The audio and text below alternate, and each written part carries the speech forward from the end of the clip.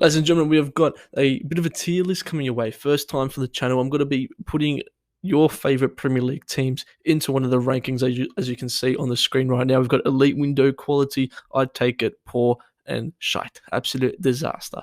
And if you think your team's got to end up in there, just stop watching. Actually, don't stop watching. Make sure to like and subscribe. So, what we're going to do, first club underway. I want you to drop in the comments below where you think your team fits in this. I'm going to put them in obviously the correct category, but I'm going to try to order them as well to see which one actually wins. So, first up, Arsenal. You're poor, man. You're poor.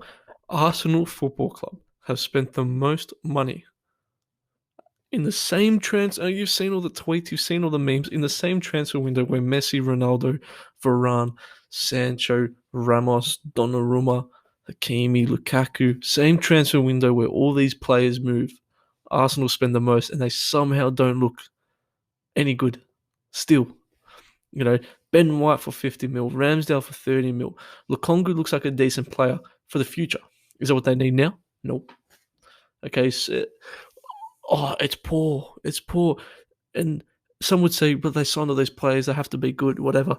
How is it poor? It's poor because they haven't improved. Yes, Ben White will be an improvement. At what cost? Okay.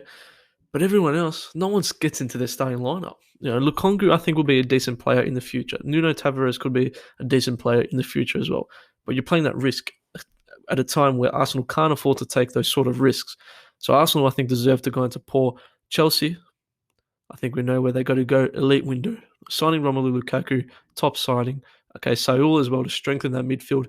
Supposedly Kante seems like he could be injured, so Saul could almost slot straight into there. Jorginho, Kovacic obviously might rotate with that Saul role. Chelsea, though, could you maybe say quality because they did fail to sort of get Koundé? I know I'm being a little bit picky at Chelsea fans, don't come at me, but maybe we could be a little bit picky and say they were heavy on Koundé. They probably do need to strengthen their centre-back positions a little bit more. They unfortunately missed out on Koundé when it did seem like he was ready to go. Chelsea were ready to go for him. But something just happened on that final day and didn't really work. But I think elite window, you're signing Romelu Lukaku, a top goal scorer. You're signing Saul, solid midfielder. You're getting rid of some players who you can sort of afford to get rid of, release some of the dead wood. I think Chelsea in elite window is quite suitable. Crystal Palace next. I'm going to put them in I'd take it. Okay, I think it was a decent transfer window for them. They signed the likes of Olise. They just signed the likes of Edouard, who, a lot of Aussie fans would have been watching the Celtic versus Rangers game, and Edouard looked terrible.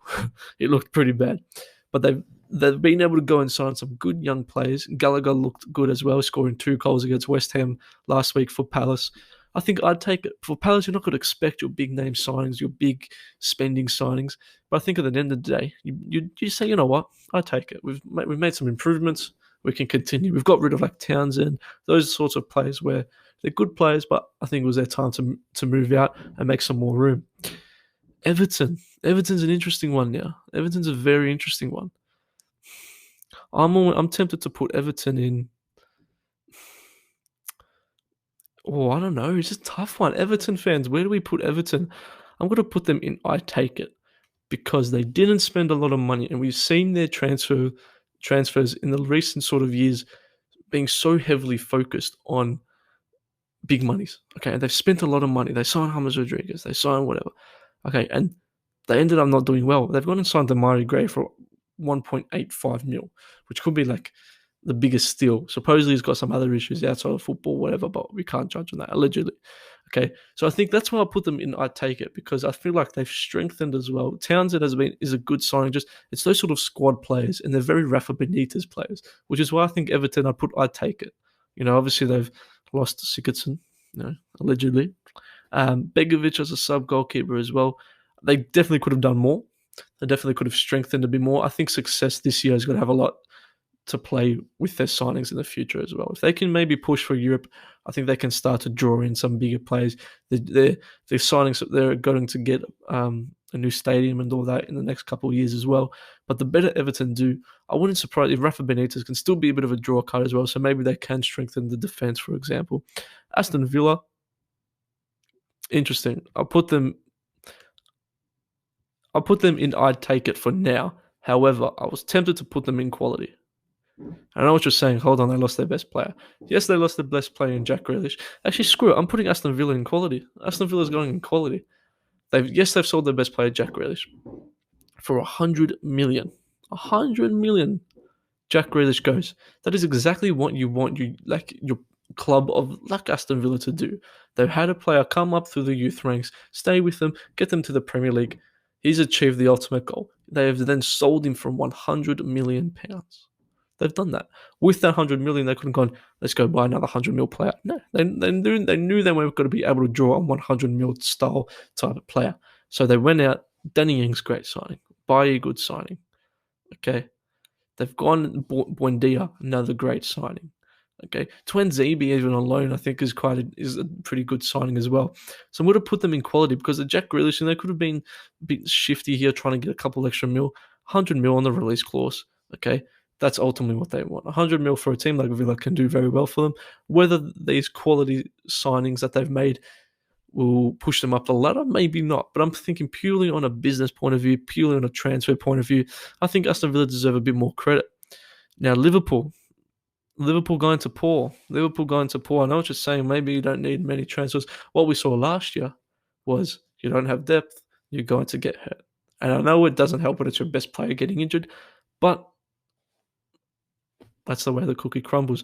They made a good Konate for 36 mil, I think, is a steal. I think it's a great steal. I mean, we just said Ben White went to Arsenal for 50 mil. It's a bit of the English tax on that as well, though. But I think 36 mil for Konate is a brilliant deal. But that's it. That's all they did. And I think what makes it worse is other teams in their competition are significantly improving. Manchester United went and signed Cristiano Ronaldo. Okay, Man City went and signed Grealish and didn't lose anyone. Yeah, Chelsea went and signed Lukaku, a top goal scorer. Liverpool didn't do much. Could they have gone and signed maybe a striker? Did they need to bolster the midfield position as well? They haven't really done any of that. And I think Klopp, we mentioned a couple of times about the lack of funds, the lack of backing that he's maybe getting from the board, which is sad to see because he's done so much. And maybe they're taking that approach of you did it without big signings this time. You can still do it with the same team, which isn't too fair. But if you put in the grand scheme of things of how more willing these other clubs in the same competition battle as Liverpool are willing to put money forward and willing to splash the cash and willing to improve, when Liverpool maybe taking the back step and not signing many players at all, you could maybe be looking at, okay, are they falling behind the curve a little bit here? So it'll be interesting to see how they go. But purely on a transfer window basis, I think poor is a very fitting category for them. Now, Manchester United, if you sign the GOAT, there's only one place you can put him, and that's elite. Now, did they have a better window than Chelsea? Oh, yeah, we did. If you sign the GOAT, that's it. I don't care if he's 50 years old. Okay, but I'll put my unbiased hat off. We needed a centre-back. We went and signed Raphael Varane. And the slander for Varane is atrocious, okay? Put some respect on his name. Huge player. Him and Ronaldo rekindled. It's a fantastic signing. He's a fantastic player. He was very good against Wolves as well, even though we got dominated against Wolves. Varane was very solid. For so long, fans were crying out for a right midfielder or a left midfielder. Okay, Sancho last year actually did play left a lot for Dortmund, and his stats on the left are actually better than what they were when he's on his right. We went out, signed Sancho. We ended up getting for cheaper than what we previously wanted to. Two fantastic signings. Transfer deadline day, it was official that we signed Cristiano Ronaldo. Now, there's people saying, did they only sign him because Man City wanted him? Is this a sort of thing like, we can't let our rival get him, we need him?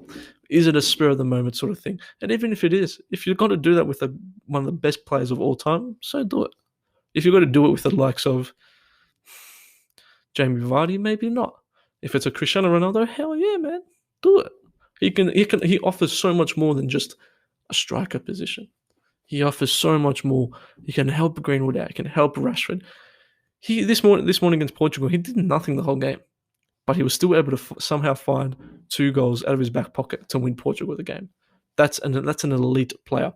One criticism that I do have for Manchester United, though, is the inability to sell a lot of our deadwood. Okay, Pereira is only on loan. It's a loan with the option to buy, but we're still paying a bit for it. Dan James, we just saw walk out of the club. Somehow we got 30 mil for Roadrunner, but okay, That's good, especially with Ronaldo coming in. There was an abundance of attacking players there. Lingard is still in our books, and whether that means Lingard is in his plans to play, I'm glad we kind of kept Lingard. But I don't want him sitting on the bench every week as Donny Van de Beek does. We've still got Phil Jones, still got Eric Bailly. Okay, Diego Dalot has stayed. I think he's earned his role to stay. Who has Mata, Matic? There's still a lot of players who by now would think, okay, thank you for your service, but it's time to go. But we still have them. So that's really my main criticism for Manchester United this transfer window, because there's just the inability to really get rid of that dead wood. We could have made a lot more funds. If you could be looking at 10 mil for a Mata, 15 mil for Matic, possibly another 10, 15 for Pereira. Okay, just like that, they could all start to stack up. You could get another 10 mil. Lingard could have got a 30 mil for him or something like that. I think Phil Jones, we just couldn't sell him. No one wants him. So there is a lot of play. Dean Henderson, what's happening? I know he's injured, but what's happening with him as well? So I think we've got to have an abundance of players who are just going to be sitting out, which is a bit worrying in terms of team morale sort of thing. Are the players going to like it? What's going to happen? Could we, now we're really making the Mata and Matic deals, especially a year away, where we've probably got to get a lot less money for them. So, but at the end of the day, I think Manchester United top transfer window, and I think there wouldn't be too many disappointed Man United fans. Now we've got to go to Newcastle, and Newcastle, I'm putting it shite. Okay, once again, no backing. Joe Willock, okay, good. Very good signing, actually, to be honest. Very good. But they just need more. They need more. Norwich, I'm going to put them in I'd take it. Now, hear me out. They've signed, Solis, a good Greek player, young Greek player. Brandon Williams on loan. They've met Billy Gilmore on loan. It's almost like they've gone and played career mode and just signed all the young players for that that the clubs have got to let them leave. And I think for Norwich, we have to put it in perspective a little bit. If Chelsea made those signings, we'd be saying, what the hell? But Norwich, I think they'd take it. Heading into the league, they've obviously been battered so far this season. But I think for Norwich, they'd be okay with that. Leicester, I'll put them in I'd take it. But unfortunately, I think injuries is what sort of makes a cloud for Leicester, because, Fofana was a big loss with injury. They did well to go and sign Vestergaard. So I think overall, Leicester have, they kept Maddison with rumours of him going to Arsenal. I think not bad. Southampton, I'm going to put them at the front of Paul, because they lost some key players in Danny Ings and Vestergaard, which is huge losses for a team that's probably fighting relegation. However, they were able to go and get, Armstrong's a good little goal scorer. They were strengthened with Livramento, the fullback. They were able to get some nice young players for depth. So that's why I've got them at the start of Paul. They really need depth, and they've been able to sort of go and get those. But are they players that are going to strive them up the ladder? Probably not. Tottenham, I'm going to put them I'm going to put them in quality, and hear me out. They've kept Harry Kane. And that's almost a new signing to an extent. It's almost a new signing on its own, if you know what I mean. So they can go there. Watford, they'll put in, I think we can put Watford in quality. They signed quite a few players, some good players as well. They've got rid of a couple lower players as well. Brentford, we can put in poor. Have they done enough to really keep them up? Maybe not. I had a good centre-back to come in. Burnley, shite. Brighton, we can put in poor as well. Leeds, put in I'd take it. Reece James, Firpo, some needed positions there. West Ham, we can put in I'd take it. They did well near the end. Wolves will put in poor. Renato Sanchez move could have happened on deadline day, but it didn't come through. And Manchester City, I'm going to put in quality. Yes, they signed Grealish. They missed out on Ronaldo, if there was big truth to that. They missed out on Harry Kane. Tottenham bossed Manchester City and missed out on Harry Kane. So that's good to leave it how it is. I know I sort of skipped through nearly at the end because the camera is about to die, so I don't want to mess it all up. That's my rankings. Let me know in the comments down